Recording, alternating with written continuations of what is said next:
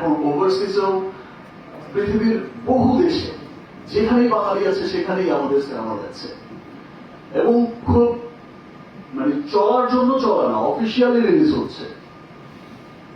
এবং ওভারসিজ থেকেও কিন্তু চমৎকার একটা বিজনেস আসছে, সেটা America, Canada, middle east, Europe, England, Australia, পুরো পৃথিবীময়।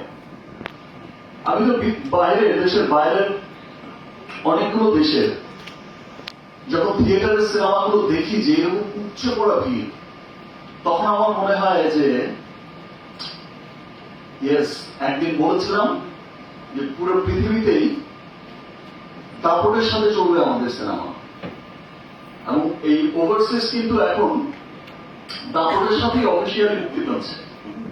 রাফি অসাধারণ একটা সিনেমা বানিয়েছে, এটা আজকে আমি বলে গেলাম, দুদিন পরে যে সিনেমাটা মুক্তি পাবে সবাই দেখবে, আমার বিশ্বাস যে প্রত্যেকটা মানুষ সিনেমা দেখে বলবে, যেটা আফজাল ভাই বলল যে এটা আমাদের দেশের সিনেমা,